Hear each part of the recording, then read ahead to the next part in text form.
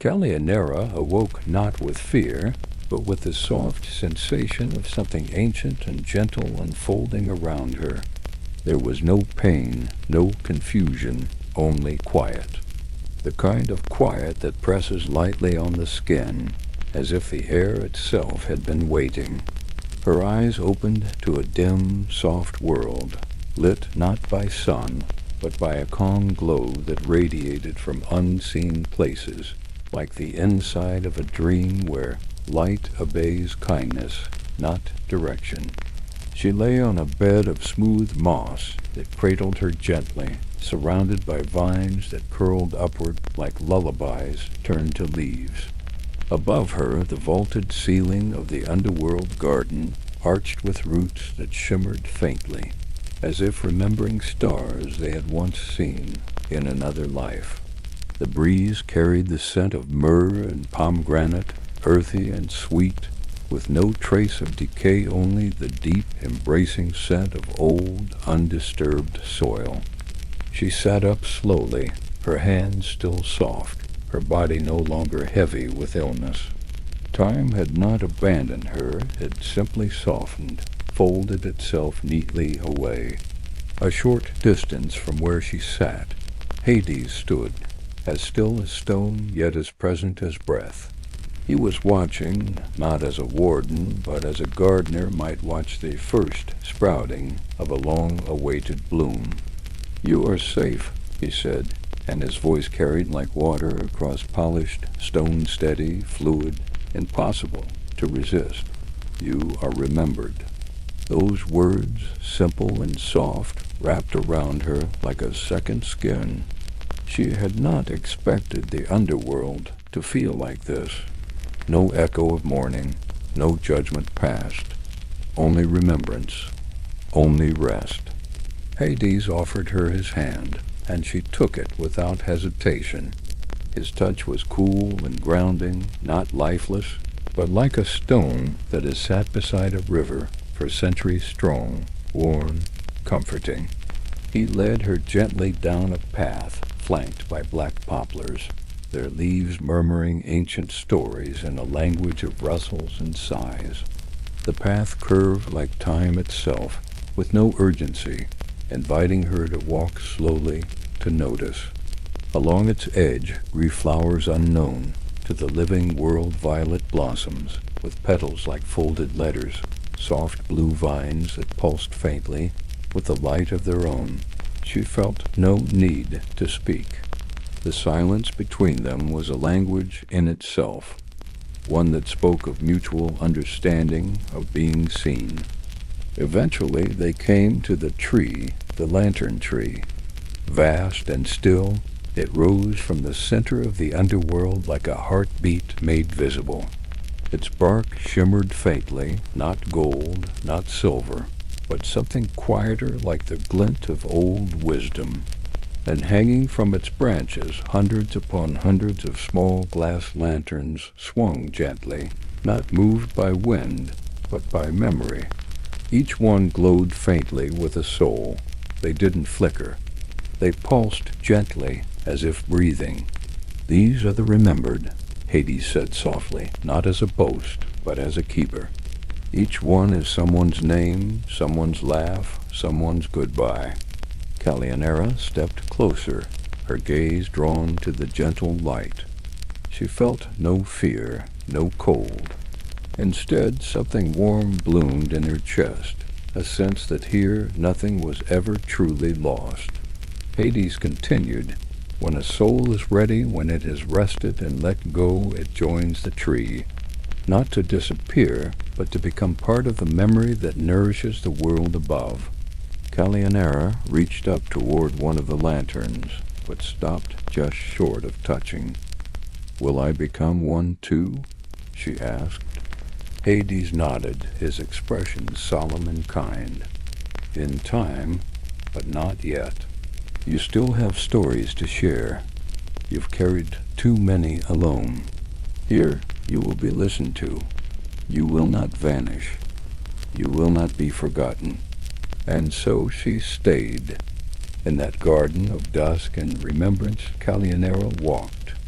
She met other souls, some old, some newly arrived. They greeted each other with quiet nods, with soft smiles. No one rushed. No one questioned their right to be there. They knew they were held. Hades moved among them with patience. He asked for no offerings, demanded no prayers. He simply tended to their peace. Some nights he sat beneath the lantern tree and read aloud from scrolls that recorded their lives. His voice was a balm, smoothing the edges of memory, weaving sorrow into gentleness. Callianera often sat beside him, listening, learning. Her presence became something of a song itself familiar, comforting. She became a student of kindness, watching the God who had been so misunderstood teach without instruction, lead without power. But not all gods approved. There were whispers, even in Olympus, whispers that Hades had grown too soft, that his mercy weakened the balance, that the underworld should be a place of justice, not comfort. Yet Hades did not answer. He continued to walk his lantern-lit paths. He continued to speak to the forgotten, for he had come to understand something the others had not, that the dead do not need judgment. They need rest. And through rest, they return to the world in softer ways, in winds, in dreams, in leaves that fall at just the right moment to catch your attention. The days are what passed for days in the underworld, slipped by like river currents. Callianera, once a girl marked by illness, became something more than mortal. She was not a goddess, not a shade, but something new, a keeper of memory, a friend of the stillness. Hades gifted her a place among the lanterns, not to hang, but to watch over them, to write their stories in gentle scrolls, and with each tale she recorded, another soul glowed just a little brighter. Eventually she came to understand something she had never imagined, that this place, often feared, was not the end. It was the pause, the breath, the cradle between lives, and at its center was a God who never asked to be loved, only to be kind. It was during one of those quiet evenings, when the air shimmered with that serene dusk light, and the ivy on the stone columns shifted with the invisible sighs of forgotten souls, that the first tremor reached the garden. It was not violent, not loud, but subtle, a ripple across the still pool near the lantern tree, a single lantern flickering twice, then glowing dim. Callianera noticed it, her hands paused on the scroll she was transcribing, eyes lifting toward the horizonless sky above the underworld. Hades stood not far from her, speaking softly to an old soldier who had finally let go of his sword-shaped memory. The god's voice never changed, but Callianera saw it in the stillness of his shoulders. Something was shifting. Later, by the stone hearth that burned with memory flame never hot, never consuming, only warm enough to remember, Hades sat alone. He had no need for food, no use for wine, but he sipped a drink made of shadows and elderflower, a creation gifted to him by a soul who had been a brewer in life. It had no flavor, but it soothed. Callianera joined him, her presence as welcome as silence. After some time he spoke not in warning, but in reflection. "Olympus has grown loud again," he murmured. "They speak of balance, of duty. They fear kindness weakens law." Callianera, who had lived beneath that judgment, only nodded. "Do they still not understand rest?" she asked. Hades gave the smallest smile, like sunlight through fog. "No. To them, peace is the absence of conflict, not the healing after it." A few days later, though days had no true shape in the underworld, Persephone arrived. Her presence did not echo, did not disturb. She moved through the garden like the breath before spring, her footsteps coaxing new blooms from the soil, her gown trailing soft shoots behind her. The moment she stepped into the lantern grove, the lights glowed warmer, not brighter, but with the hushed joy of something remembered and cherished. Hades rose to greet her, and in that moment the entire underworld seemed to exhale. To the world above, Persephone was the queen of the underworld by reluctant compromise, a maiden stolen, a bride in shadow. But the truth, as with all things below the surface, was different. She had come to Hades not in chains, but in conversation, in curiosity, and eventually in love, not the thunderous, possessive kind sung by poets, but the kind that moves slowly, respectfully, like vines choosing the right stone to climb. Callianera had never seen Persephone before, though she had often read about her. But the queen was unlike any scroll's description. Her presence was not radiant in the way mortals described gods. It was whole, the kind of wholeness that made you breathe deeper just by being near her. She greeted Callianera with a warmth that required no words and sat beside her as if they had spoken for years. "He worries for you," Persephone said quietly, not as a warning, but as a kindness. "The others don't understand how you've changed this place. They think it's too gentle, too warm." Callianera frowned, looking out at the lanterns. "Is it wrong to make the end of a life feel safe?" Persephone shook her head. "No, but fear clings tightly to tradition, even for gods." Then, after a pause, she added, "That's why I'm here. Not to defend him, but to witness, to show them what mercy looks like." And so Persephone stayed for a while longer than usual, not just as queen, not just as wife, but as an ally. She walked the garden paths, listened to the stories, helped Callianera in her writing, her laughter bringing color to the eternal twilight. And with her there, the garden deepened, not wider, not larger, but more itself. The poplar trees grew a little taller. The pomegranate fruits glistened with dew that never fell. Souls found ease in surrendering to sleep, and their lanterns took on shades of rose and gold, as if touched by the edges of springtime. Hades, watching from the stone balcony carved with the names of forgotten children, knew that the time for silence would not last forever. Olympus would come. Not with war, he would never allow that, but with scrutiny.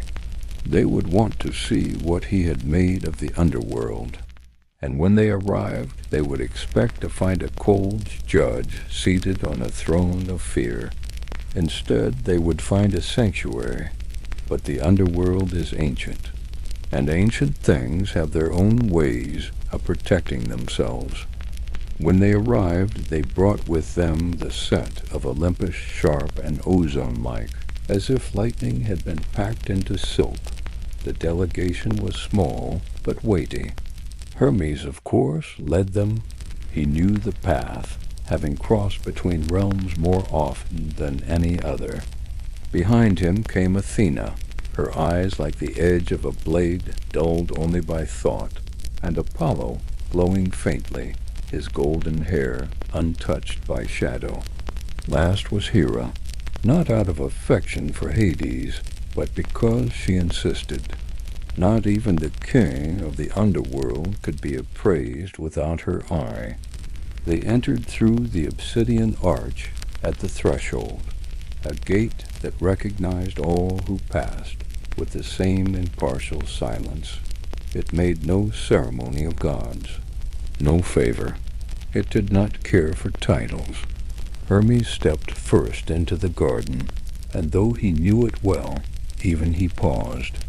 The stillness that greeted them was not empty, not barren, but whole. The air smelled faintly of moss and memory. Leaves rustled without wind. Lanterns glowed softly, not threatened by divine presence, but warmed by it, as if the souls inside knew that their stories would be heard today. Callianera watched from beneath the lantern tree. She was not hidden. There was no need. In this realm, fear had no throne. She sat with scrolls gathered in her lap, hands ink-stained and unbothered. Beside her stood Persephone, calm and radiant, her hair twined with new blossoms pulled from soil, untouched by time. And there just ahead, at the center of it all, stood Hades, not dressed for battle, not seated in judgment, but standing as he always did in robes of deep, dusk a silver thread running down the edge of the fabric like a single glimmer of starlight. He did not bow, nor did he posture. He simply opened his hands and said, "Welcome. Would you like to walk with me?" Hermes inclined his head, and they followed. No one spoke for several breaths, not out of hostility, but out of reverence. It was clear to them, even now, that something profound had grown here, something not forged by pride or fire, but by patience. The gods had known Hades as the silent one, the keeper of the threshold, the solitary. But this realm was not solitary. It was populated not by the restless, but the restored. And the quiet between each footstep felt like a kind of prayer. They passed the reflecting pools first, where images of lost childhoods flickered just below the surface memories caught like water insects, light enough to remain, deep enough to matter. Athena stopped to watch. She saw not war, not law, but stories. A boy chasing his brother. A mother whispering to a newborn wrapped in fading linen. These were not punishments. These were legacies held in tenderness. Further down the path, a soul sat beside a marble bench, reading a scroll Callianera had written. He looked up and nodded to the gods. He was not afraid. He had once been a sailor. He did not remember how he had died, but he remembered the stars. And here, beneath a sky that never darkened, he charted them again in peace. When they reached the lantern tree, Hera paused. Her gaze scanned its limbs, its lights, and she said only, "You've built a temple." Hades turned to her and nodded. "A temple of rest," he replied. "Of memory, of mercy." She didn't argue. She didn't praise. She simply looked, and in Hera's silence was something rare, understanding. Apollo asked to see the sick, and Hades took him to the Garden of Echoes, where souls who had died in pain were tended by the breeze itself, their aches soothed not by cures, but by the absence of harm. No one wept there. They simply rested, held together by old lullabies and the warm hum of forgotten names. Athena, ever the seeker of strategy, asked Hades, "Do they stay here forever?" Hades shook his head. "Only until they're ready," he said. "When they've been heard, when they've remembered who they are, then they pass into the deeper peace, beyond words, beyond even gods." It was the first time any of them had heard that he did not hold on to them. He let them go, but only once they were whole again. At last the gods returned to the lantern tree, and there stood Callianera once more. She had not spoken the entire time, but now she did. "Do you see?" she asked then. "The underworld is not cruel. It is kind. It is not the end. It is where the noise fades and what's real remains." Hermes was the first to bow not low, not in worship, but in respect. Apollo followed, then Athena. Hera simply looked at Hades and said, "Then keep it safe." And with that, the gods left not defeated, not triumphant, but changed. Not all things needed to be rewritten. Some stories needed only to be understood. When the last shimmer of Olympus faded from the gate, Persephone returned to the garden, smiling softly. Hades stood beneath the lantern tree, his hand brushing one of the lights, and beside him Callianera placed a new scroll in the alcove. Its title reads simply, "The Day the Gods Listened." In the days or the breath-like passages of time that passed for days in the underworld after the visit from Olympus, the realm grew quieter still, but not from tension. It was the hush that follows a great truth being accepted, the kind of silence that does not ask for answers, only space to let things settle. The lanterns continued to glow gently in their branches, but now a few new ones flickered to life, not from death, but from memory. For in the moments the gods had walked the garden paths, they too had remembered pieces of themselves long buried in their own divine timelines. Even the immortals had forgotten what it meant to rest, to grieve, to let go. It was during this peaceful time that Hades took Callianera beyond the lantern grove to a place she had not yet seen. They walked in silence first, as was often their way, his long shadow mingling with hers. The path laid with gravel made of ash-pale stone that crunched softly beneath their feet. Eventually they reached a gate, simple, vine-wrapped, its hinges made of bone and bronze. Beyond it flowed a river, slow and moon-colored, winding endlessly through fields of feathergrass and wild thyme. "This," Hades said, his voice lower than usual, like he was speaking not just to her, but to something sleeping in the soil, "is Lethe?" She had heard of Lethe, of course. The river of forgetting, a sacred stream said to wash the soul of all its memories, so it could be reborn without burden. But the water she saw now did not feel cold. It shimmered gently in place, whispering against its own banks. Along its edge, flowers bent as if listening. Their petals dipped into the current like tiny ears. Callianera approached slowly, but Hades did not warn her. He trusted her with all things, including forgetting. "This is not a punishment," he said, kneeling beside her and placing one hand gently in the water. "It is mercy. Some stories are too heavy to carry, even here, when a soul asks to forget. The river listens." She watched as a droplet clung to his skin, then slid back into the current, carrying a ripple that sparkled faintly before fading. "And what happens to what is forgotten?" she asked softly. Hades looked at her, not solemn, not sorrowful, but with the deep calm of someone who had lived longer than grief. "I remember it," he replied. "It doesn't disappear. It simply rests." For a long while they sat beside the river, not speaking, just breathing. In the far distance she saw figures walking slowly into the mist along the bank's soles, ready to unburden themselves. Each one had a guide beside them, not a god, but a soul who had once forgotten too, who now returned to help others find their peace. Hades had built it that way. He did not demand loyalty. He invited healing, and in that healing he trusted them to lead one another.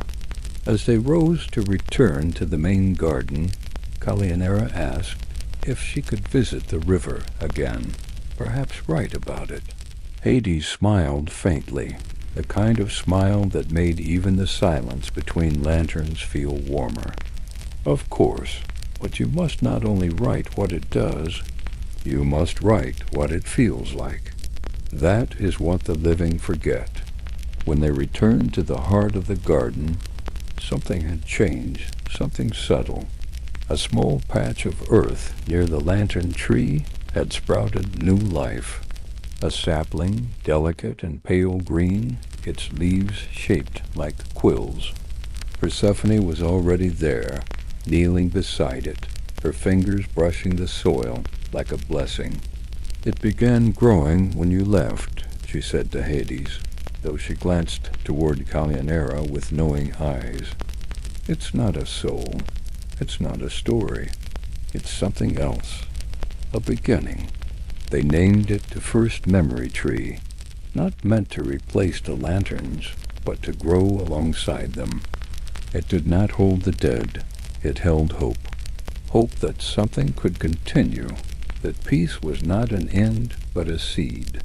And from that day onward, new sprouts appeared here and there, along the walkways, beside the benches, between cracks in the marble small, living reminders that even in death, something always blooms.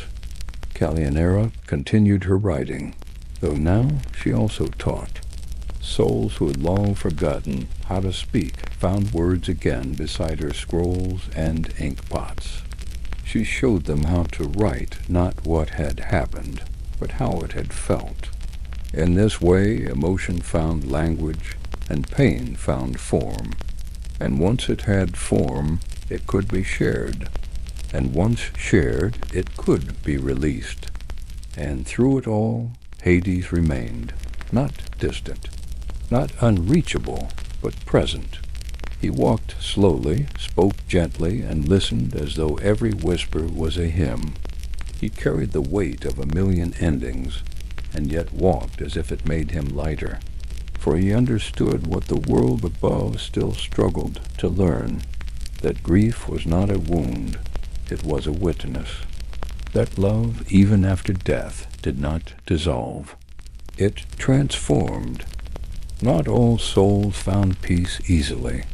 Though the garden offered quietude, and the river offered forgetting, there were some who arrived wrapped so tightly in sorrow that not even the gentlest hands could untangle them quickly. One such soul appeared during the waning breath of a twilight hour, when the lanterns pulsed a little slower, and the hush in the garden deepened like the settling of old dust. He was young in form, though time had rubbed the sharpness from his face. His eyes were gray, not from age, but from absence, and his lantern, hanging freshly from a low branch, would not glow. Callianera noticed it first. She approached the branch slowly, recognizing the stillness as something different, not restful, but waiting. She looked at the name etched into the base of the lantern. Thean, it read. No surname, no epitaph, just a single name, and a stillness that clung to the air like ash after a fire. She asked Hades about it, and he said simply, "He does not know he is dead." It was rare, but not impossible. Some came to the underworld carrying so much pain that even the act of dying could not cut the thread of denial. They wandered in circles, shadows curling inside them, memories snarled too tightly to release. These souls did not scream or rage. They simply hid. Theon had found a corner of the garden where the stones were broken and vines grew in wild disarray. He sat there, silent, hands wrapped around his knees like armor. His gaze was distant, focused not on this realm, but the one he left behind. Callianera approached him slowly over the next several days. She didn't speak at first. She simply sat nearby, scrolls in her lap, writing quietly. She let the scratch of ink on parchment fill the silence. Let him feel her presence not as pressure but as permission. After 3 days, he looked at her. After 6, he asked what she was writing. She told him the truth. "I write stories," she said, "but not endings. I write the middle parts, the parts that get left behind." He didn't speak again that day, but the next he asked if he had a story. She didn't answer. She handed him a scroll and an inked quill and said, "Try." What emerged over the following days was jagged and slow, broken lines of memory, a house with no door, a mother's lullaby cut short, a single candle that would never stay lit. Theon did not remember how he had died, but he remembered the silence that had followed him all his life. And in the garden, with Callianera beside him, and Hades occasionally passing nearby like a shadow that steadied more than it darkened, Theon wrote. Each line pulled a thorn from his chest. Each memory let air into a place long suffocated. And then, one evening, just as the garden's lanterns shifted from rose to gold, Theon's lantern flickered, faint at first, a trembling thread of light, but then it steadied, a soft white glow like starlight wrapped in cotton. Hades stood beneath it, hand resting lightly against the bark of the tree. He looked not at the lantern, but at Theon, who now sat with shoulders no longer curled, spine straight, hands relaxed. "You're ready," Hades said, not as a command, but as an invitation. Theon walked beside Callianera to the river Lethe. He did not touch the water. Not yet, but he knelt and whispered something into it, a name, perhaps, or a regret. And then he rose and said, "I'll wait a while longer." Hades nodded. "As long as you need." And so Theon stayed. He joined the garden keepers, helping new souls find their footing. His laugh, once hoarse from disuse, now echoed softly through the halls, like wind catching the edge of wind chimes. One morning, though morning had no real meaning, in the underworld Callianera woke to a new sound. It was deep, rhythmic, soft, a hum, but it was not human. It came from the stone itself. The floor beneath the lantern tree had begun to vibrate gently, not with danger, but with resonance, as if something long asleep had begun to stir, not to rise, but to dream. Persephone arrived shortly after, her face thoughtful, her fingers brushing the stone as if greeting an old friend. "The realm is listening," she said softly. "The underworld hears when it is loved. It hums when it is healed." Hades, standing nearby, closed his eyes for a moment. "It's remembering me," he whispered, not with pride, but with something quieter, with belonging. And so the stone sang, low and soft, like the breath of the world exhaled through mountains. Souls paused when they heard it. They closed their eyes. They let it settle into them, like a warmth behind the ribs. The lanterns pulsed in time with the hum, and even the river shimmered with its rhythm. This was not a realm of endings. It was a place of return, of gentle reclamation. And in that moment, Callianera understood something she had never dared believe, that even gods can be healed, that even ancient things, if treated with patience, can bloom. Time in the underworld moved not in hours, but in seasons of memory. As more souls arrived, more stories bloomed, not like wildfire, but like ivy, steady and silent, wrapping gently around the roots of old wounds. Callianera's scrolls multiplied. Shelves were carved into the stone walls by souls who remembered how to shape wood and marble, and they lined the walkways with quiet rows of recollection. These were not records of greatness, not odes to warriors or kings. They were gentle, unassuming, the smell of my father's cloak, the time I laughed in the rain, how it felt to hold my brother's hand. Tiny histories that had no place in legend, but here they were lanterns in their own right. Hades began referring to them as the scrolls of sorrows, not because they were sad, but because they were honest. Sorrow to him was not the enemy. It was the thread through which meaning was stitched into a soul.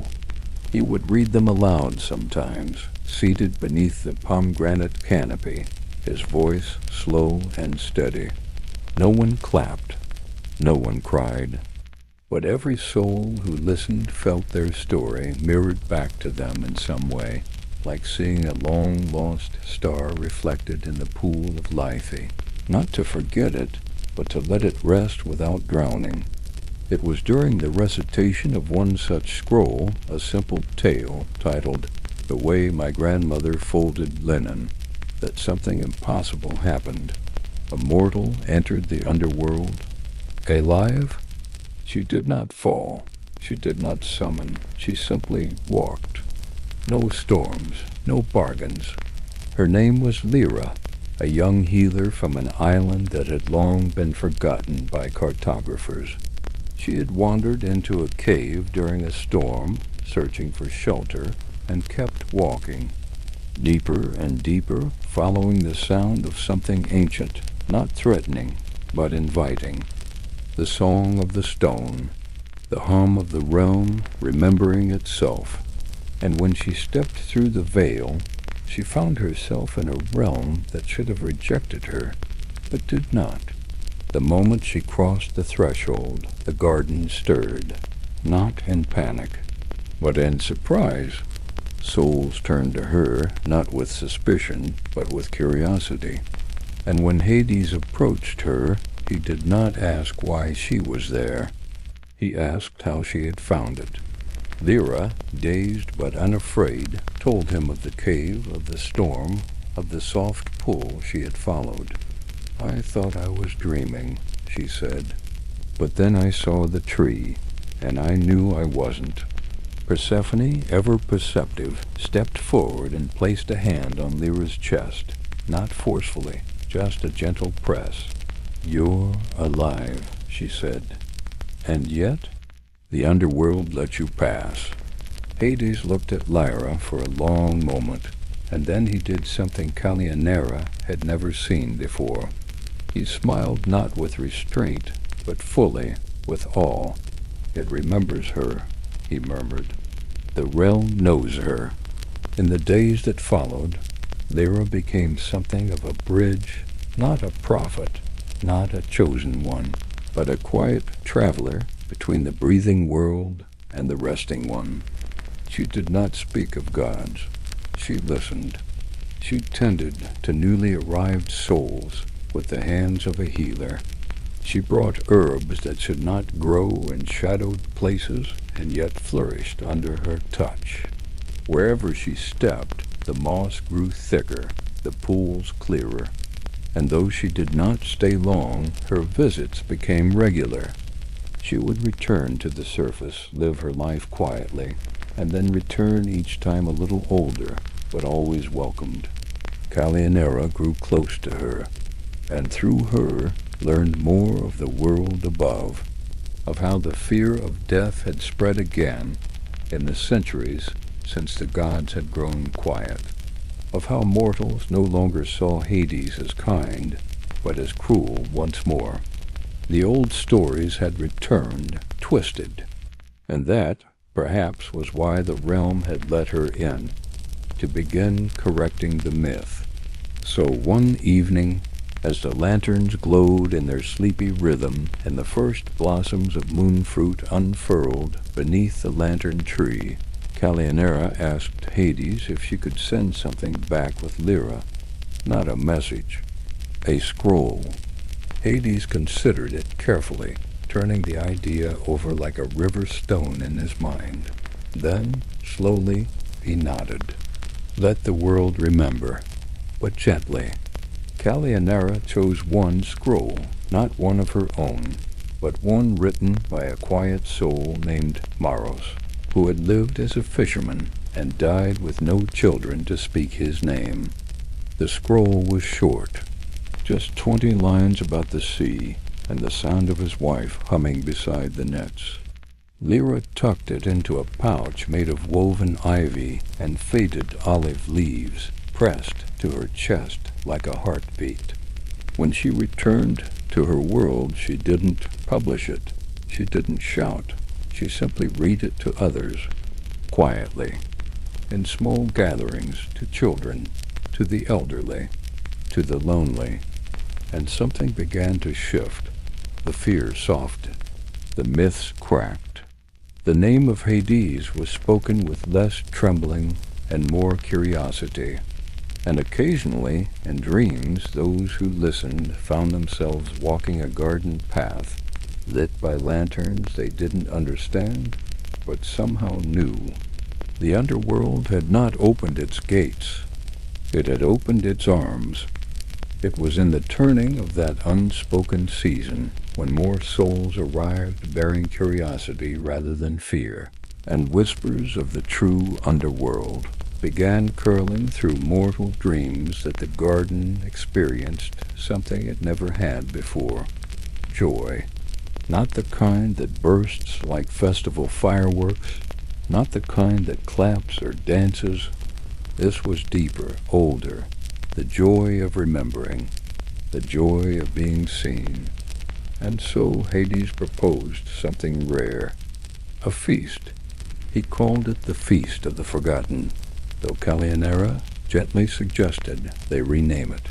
"They're not forgotten anymore," she said, her eyes lifting to the lanterns that now flickered brighter than ever. "They're remembered in silence and ink and the way the moss grows."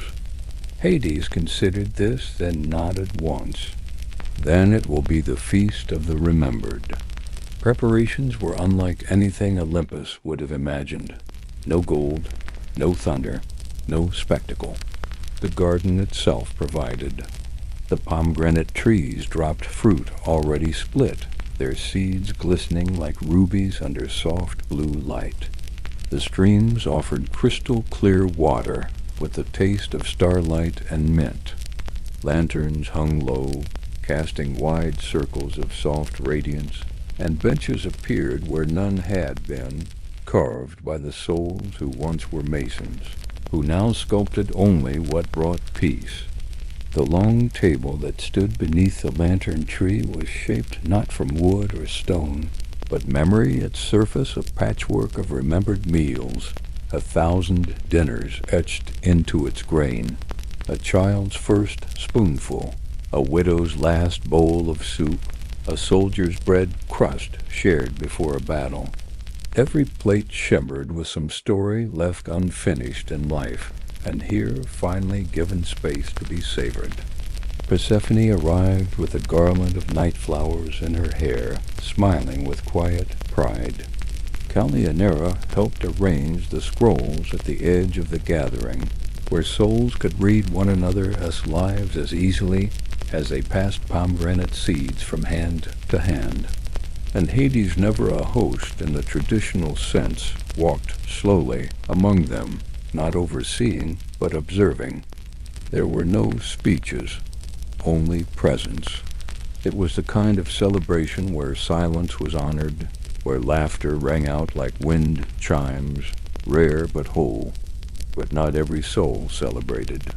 There was one nestled deep in the far edge of the garden where even the lantern light grew thin, who had refused every offering of rest since the day they arrived.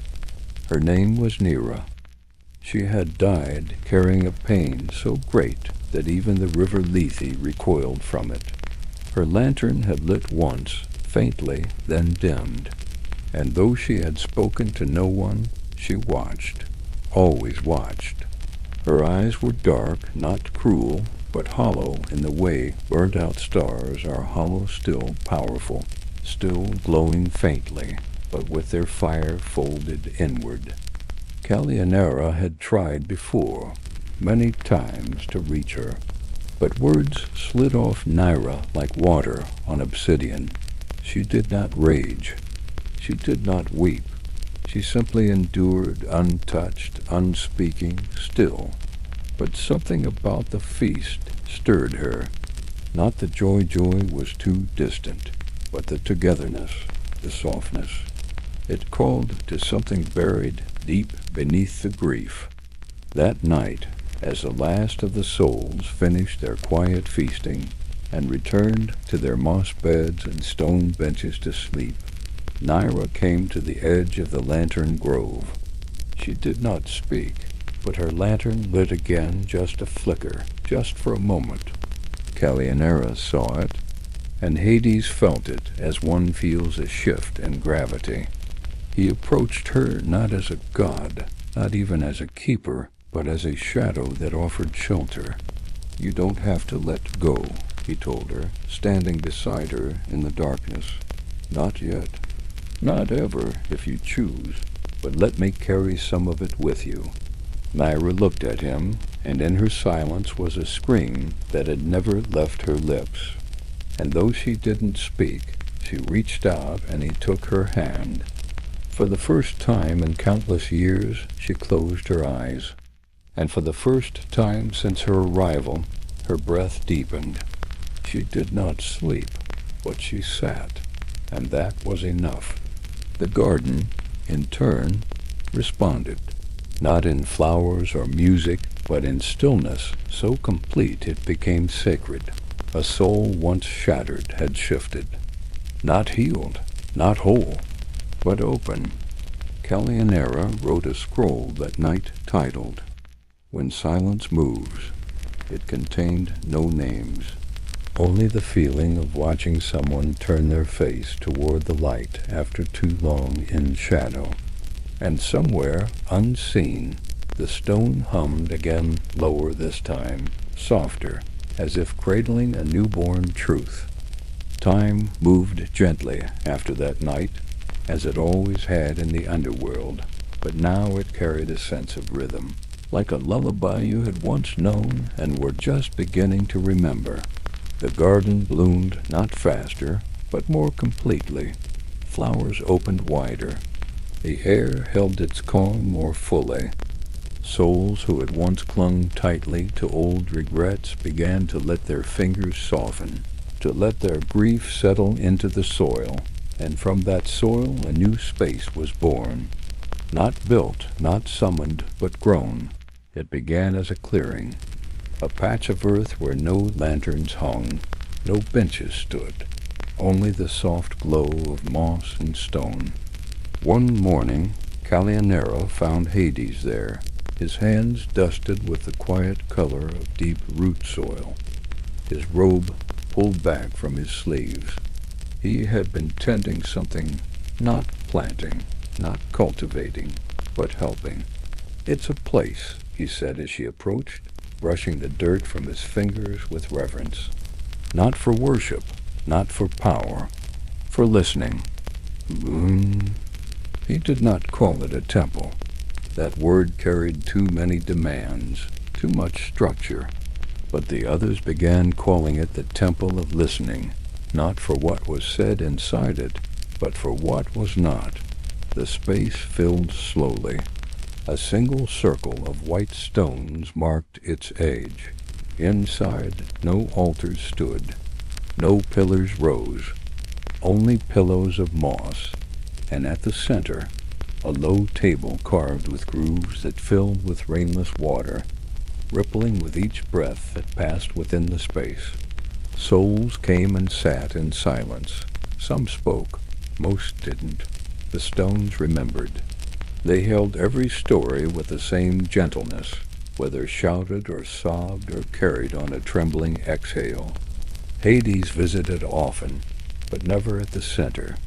He sat along the edges, listening with the care of someone who did not need to answer in order to help.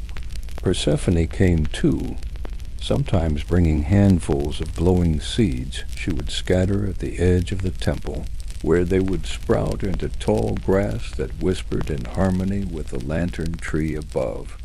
Calianera found herself returning there more and more, not to write, but to rest, to let her thoughts stretch out in the stillness. She began dreaming again, something she hadn't done since she arrived. And one day she woke from a dream so vivid that it made her weep, not out of sorrow, but recognition. In the dream, a child had handed her a book, not a scroll, not parchment, but a bound book covered in soft, warm leather, with her own handwriting inside. her scrolls collected, translated, preserved, and on the final page, a sentence she hadn't written but somehow had always known. What you remembered, we remember now. Later that same day, Lyra returned. Her visits had grown farther apart as she aged, but her presence never dimmed. Her hair was silver now, braided with strands of night thorn and sea lavender. She held something wrapped in cloth, something shaped like a book. "I thought you should see this," she said quietly, placing it in Calyanera's hands.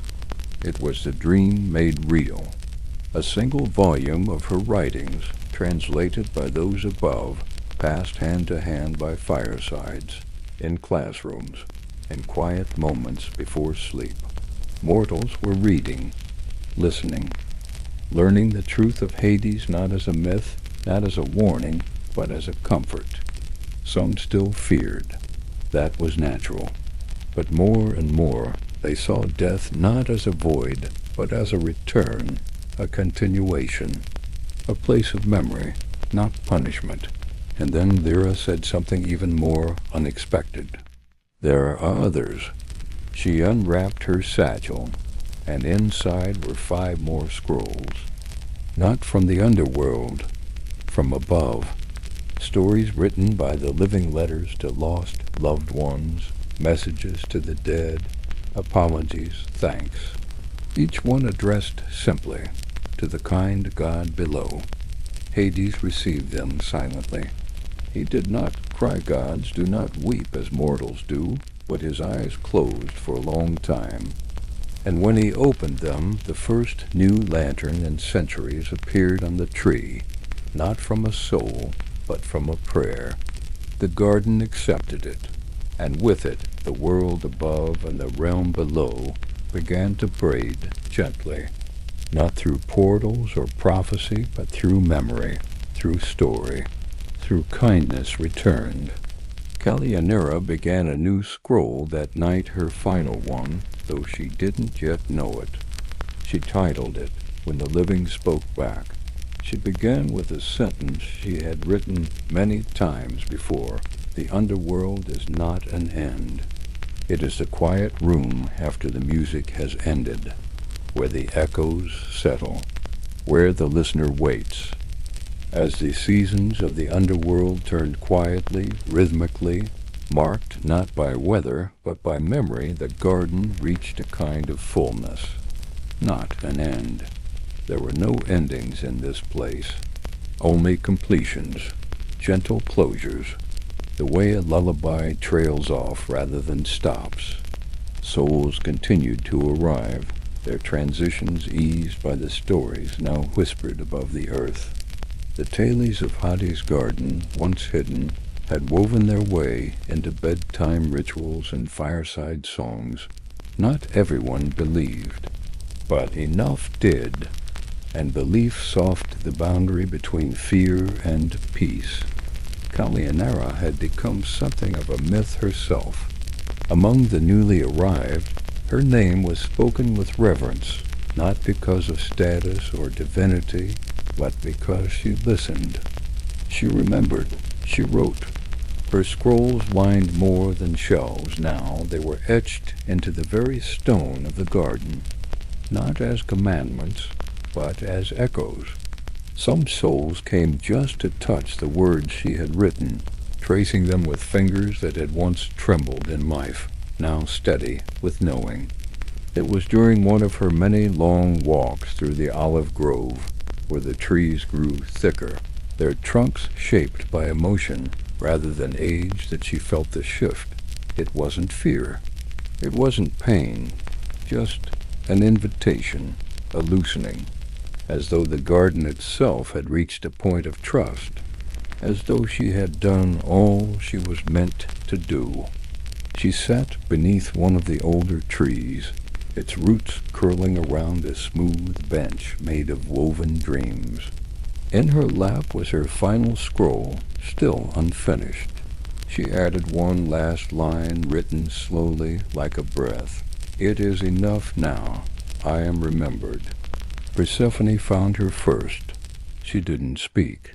She simply sat beside her, took her hand, and pressed it gently to the moss. Hades arrived a moment later, his robes trailing soft echoes behind him. He knelt beside Callianera, his gaze meeting hers, and in that gaze was no sorrow, only pride, gratitude, love in the quietest and most complete sense of the word. "You have become part of this place," he said, his voice barely above a whisper. "Not as a soul, not as a guest, but as a keeper." She smiled faintly, closing her eyes. "Will I become a lantern?" she asked, her voice like the end of a song. Hades shook his head. "No," he said, "you are already light." And with that she exhaled and did not breathe in again. But there was no cold, no dimming, no collapse. Where she had been, the grass began to glow with a soft, steady light. And from that place grew a new tree, its bark etched with scroll-like patterns, its leaves shaped like inked quills.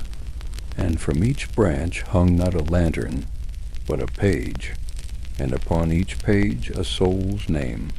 Not famous names, not heroic names, just names that were loved.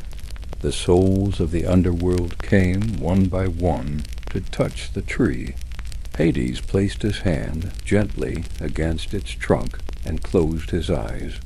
For the first time in eons, even the stone beneath his feet shifted, not breaking, not cracking, but sighing, like a home that had been waiting for its final peace.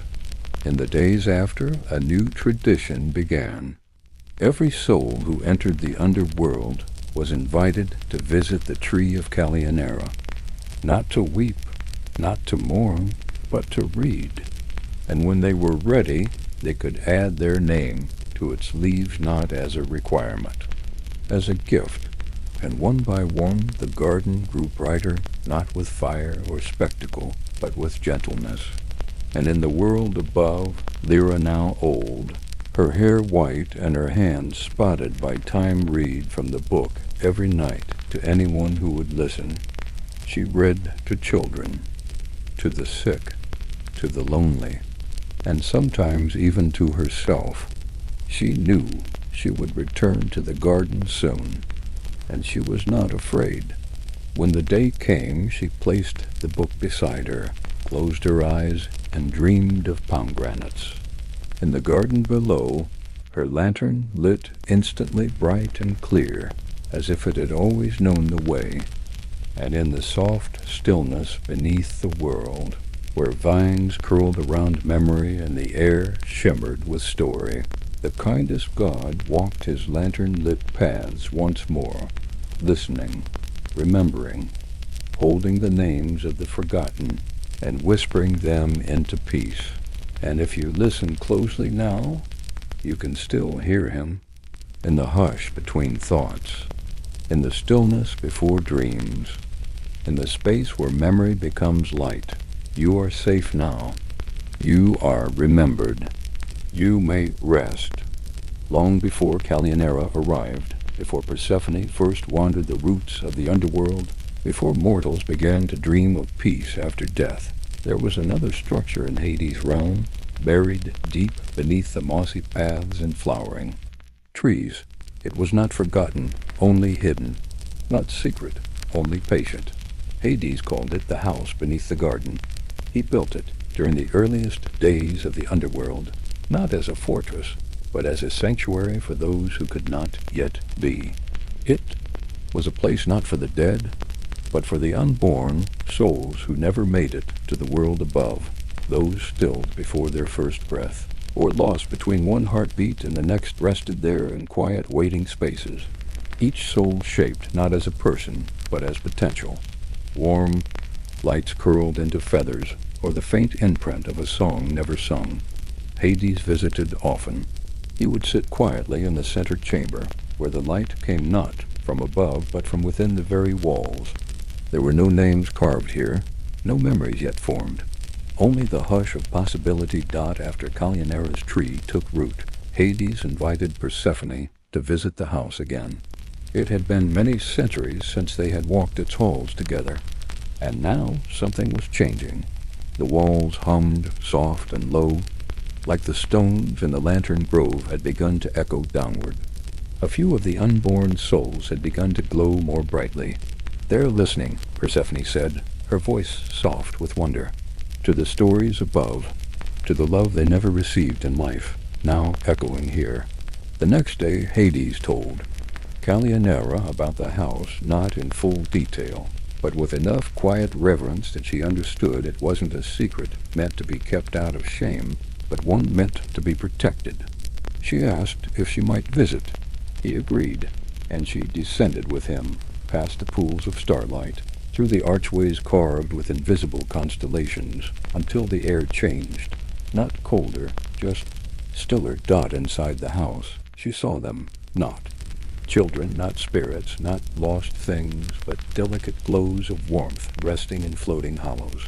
They didn't cry, they didn't reach, but when she entered, many of them drifted closer, like birds following a lantern on a misted path. Calyanera knelt and whispered, not stories of the dead, but lullabies she had learned from the living.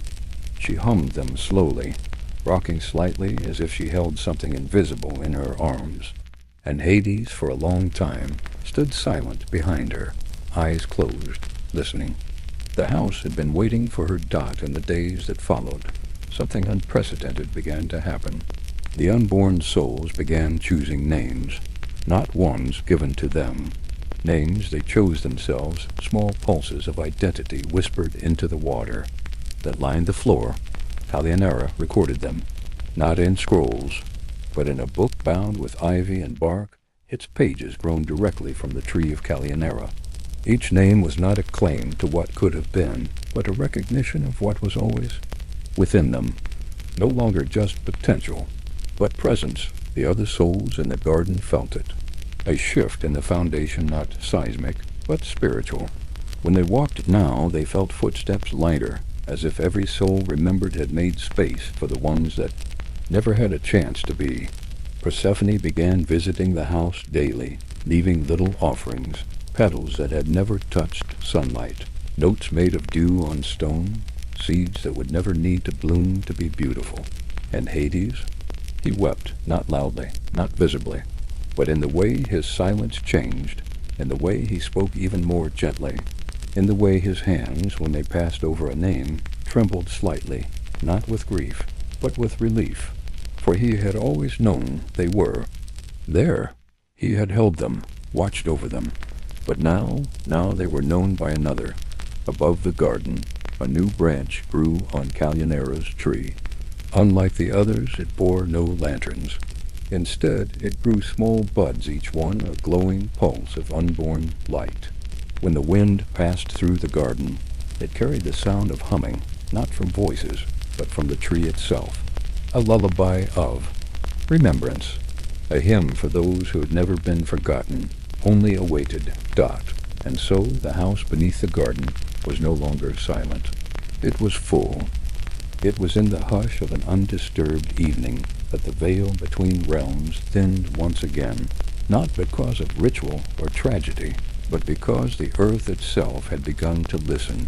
For centuries the underworld had served quietly beneath the lives of mortals, a soft place beneath the noise, catching their memories like a blanket catching falling leaves. But now, with stories whispered across both realms, something ancient stirred not below, but above. It began with a grove. Far above the garden. In the mortal world, a child named Elia wandered into the woods behind her village.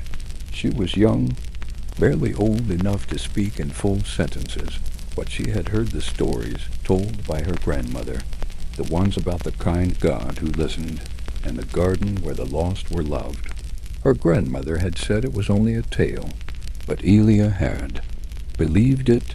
She walked deeper into the woods, where no paths led, drawn by a sound not made by wind or bird, a sound that hummed through the roots and called softly to something she did not know. She remembered. There, In the deepest part of the woods, Elia found a single tree, not grand, not towering, but alive in a way the others were not. It shimmered faintly in the dusk, and beneath it lay a stone bench carved with a name she didn't know how to read. She sat, and she listened. The tree did not speak aloud, but within Elia's chest bloomed a warmth that brought tears to her eyes, though she did not know why. She stayed for a long while, quiet and still, and when she returned to the village, she carried with her a blossom from the tree, a pale flower that did not wilt, even when placed in water or sunlight or shadow.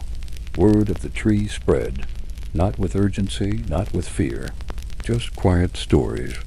And more people came, some with questions, some with pain. All of them left with something softened, and soon others found similar places. A hollow where rain never fell, yet the earth was never dry. A cave that echoed not with emptiness, but with lullabies. A small stone marked with words no language could translate, yet everyone somehow understood. You are safe. You are remembered. The underworld had not breached the surface. It had bloomed through it, that not all saw it, not all felt it. But those who needed it did, and slowly, unknowingly, the world above changed. Grief softened. Death lost some of its sting. Funerals became quieter, more reflective. People spoke to their loved ones after passing, not out of superstition, but out of love. May Hades greet you gently, became a farewell whispered into the wind. Below, Hades walked the garden, as always, but now he felt the echo. Each time a mortal spoke his name in kindness, the stones in his realm vibrated with the sound, a resonance of recognition. He would pause, close his eyes, and let it flow through him, not as power, but as peace. Calyanera's tree continued to grow, its pages fluttering in breezeless air, and one day a single blossom appeared among them, a match to the flower Elia had found. It glowed not brightly, but steadily, a confirmation, a connection. And so a new path was carved, not a road, not a bridge, but a shared breath. The garden of the kind God and the world of the living now existed in quiet harmony, not merged, not confused, but gently overlapped in places where pain once ruled, now ruled by memory. In response, the lantern tree bore fruit for the first time, round and clear, filled not with seeds, but with light. When touched, they offered not visions, not prophecy, but a single emotion, whatever was most needed: comfort, forgiveness, stillness, joy. One lantern fruit rolled to the foot of a newly arrived soul, a woman whose final thoughts had been of anger and unfinished words. She picked it up without knowing what it was, and when she held it, she remembered her daughter's laugh, the one she hadn't heard in years. Her shoulders loosened, her mouth softened into a quiet smile, and then she wept, not from sorrow, from grace. The underworld had never needed to change, but the world above had, and now with each step forward they moved together, not in unison, but in harmony. As the world above softened, and the underworld below bloomed with memory and peace, there came a time when even the old, nearly forgotten gods stirred from their long silence. Not the Olympians, who were never truly gone, but the older ones, whose names had not been spoken in generations. The ones who had once governed windless caverns, hearthless halls, the flicker of a candle in a cave. They were not cruel. They had simply faded, left behind by changing tongues and shifting altars. But something in the kindness rising from the garden called them back. Gently. It began with Morus, the god of doom, not doom in the dramatic fire and brimstone sense, but of fate sealed, of inevitability. He arrived not with fanfare, but with a quietness so complete that even the breeze stepped aside. Calyanera saw him first as a silhouette beside the lantern tree, his cloak long and shadow-heavy, his eyes like deep wells where time gathered, but never overflowed. Hades greeted him without surprise. They had once known one another well, before the underworld had grown green and tender. Morris had expected to find the realm cold and empty. Instead, he found moss underfoot, laughter woven into stone, and a tree that glowed with the names of those who had once feared to be forgotten. "You changed this place," Morris said, not with accusation, but with wonder. Hades looked at the tree, at Callianera writing beneath it, and answered softly, "No, they did. I just listened." Morris stayed, not as a ruler, not as a figure of power, but as a witness. And over time, even he began to change. His steps became slower, not with age, but with reverence. He began visiting the house beneath the garden, not to remind the unborn of what they had missed, but to assure them they were known. He stood among the floating pulses of light and whispered their names, names they had chosen for themselves, and each time his voice became a little more human. Others followed. Irene, goddess of peace, came next. She walked barefoot across the underworld's marble floors, and where she passed, even the faintest worries and souls began to quiet. Her laughter, soft and patient, became a familiar sound in the temple of listening. She would often sit for hours beside those who still carried lingering doubt, never speaking unless invited, but always offering the gentle presence of someone who believed healing was not only possible, but inevitable. Thanatos, the god of peaceful death, returned not to carry, but to rest. For ages he had moved tirelessly through the world above, ushering souls gently into the dark, often unthanked, always steady. Now, at last, he had a place where he could be still. He became a quiet fixture beside the Lethe, helping those who came to forget, not to erase, but to make room. Callianera wrote of him as the shadow who never pushed, and Thanatos, upon reading her words, simply bowed his head in gratitude. Even Hypnos, the god of sleep, returned slipping through the olive groves and curling into the arms of the pines that grew along the garden's edge. He brought with him a new rhythm to the underworld's lullaby. Souls who once struggled to rest now dreamed deeply, their lanterns glowing softly in time with his breath. He whispered stories not to the living, but to the dead, reminding them that rest was not failure, but the final act of love to the self. And then there were those who had no name, the gods of forgotten corners and unnamed moments. They returned not in form, but in feeling. A hand on your back when you felt alone, a whisper of a scent from childhood, a warmth on the cheek when no sun touched your skin. These gods did not speak. They were the speaking, the quiet language of presence that had once filled the cracks of every mortal's day, and now found new sanctuary in the garden. Hades welcomed them all, not as king, but as keeper. The garden changed, of course. It grew not larger, but deeper. Paths curved inward, discovering spaces that had not existed before. Pools reflected not only memory, but dreams unspoken.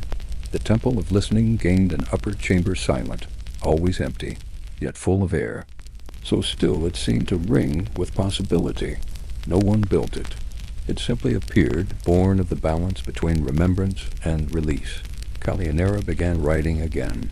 Not stories this time, not scrolls, but invitations to gods, to mortals, to those who had lingered too long at the edge of peace. Her words were soft, sparse. You are welcome. You are not late. There is still room.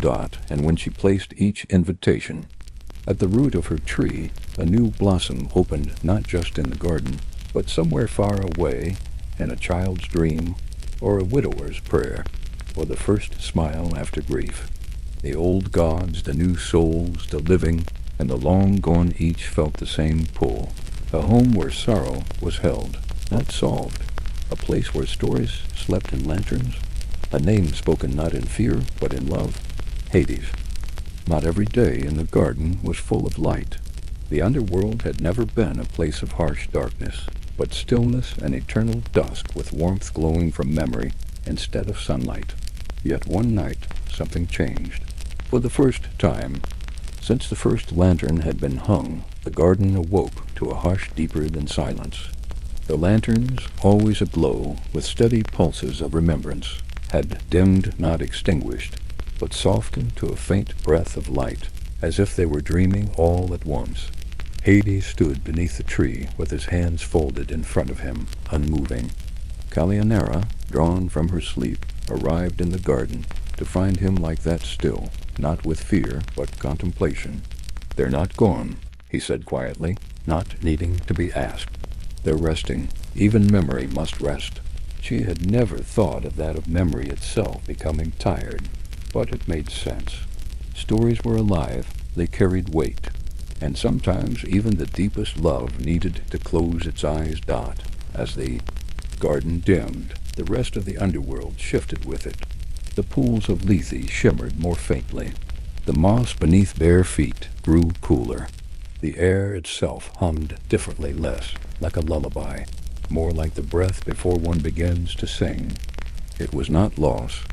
It was not absence. It was the pause between pages, the stillness between heartbeats. Persephone arrived, not in her usual trail of soft spring, but in full regalia as queen. Her robe of deep soil and greenest ivy swept behind her, like the tail of night itself, and her eyes shone with moonlight. "It is the lanternless night," she said, looking between them.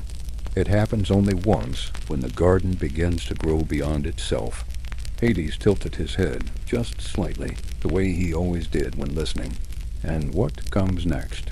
he asked her. "The sky," she answered. None of them had spoken of it aloud before, but in the folds of time, the garden had slowly reached upward. Not physically, not with vines or branches, but spiritually. Its peace had become something bigger than the underworld, something that touched even the stars. The old myths had spoken of Nyx, the primordial night, mother of many, queen of shadow and sky. She had watched silently for centuries, her name nearly forgotten, her voice hidden behind her dreams. But now she returned. She came not as form, but as feeling, a pressureless presence that folded over the garden like the hush of snowfall. Where her steps fell, silver moss grew. Where her hand brushed a lantern, it flared once in acknowledgment, then settled. She stood beside Hades and Persephone, and Callianera felt for the first time what it meant to be truly small and safe within that smallness. "You have done." "Well," Nyx said, her voice both thunder and whisper, "you have taught the world how to grieve gently." Hades bowed his head, not in subservience, but in kinship. "We only listened." Nyx raised a single hand, and from her sleeve fell a piece of the moon, not a shard, not a weapon, but a soft, glowing orb of silver. She placed it at the root of Callianera's tree. "For when the lanterns rest," she said, "so the world does not fear the dark." The moonlight absorbed into the soil, and slowly the entire garden shimmered with it. Not bright, not blazing, just a soft, quiet light, gentle enough for sleep. The lanternless night became a new tradition. Every 100 years the lights would rest. The stories would close their eyes, and in their place the moon would watch. That night, Callianera sat with Hades and Persephone by the reflecting pool. No one spoke. They simply breathed, the three of them, watching their reflections ripple without light, without words, and without worry. The silence said all that was needed. The garden had grown so deeply into the hearts of those above and below that it no longer needed to be seen to be felt. And somewhere, in a tiny village far above, a child closed their eyes and whispered a name before sleep, not in prayer, not in fear, but in peace. Hades.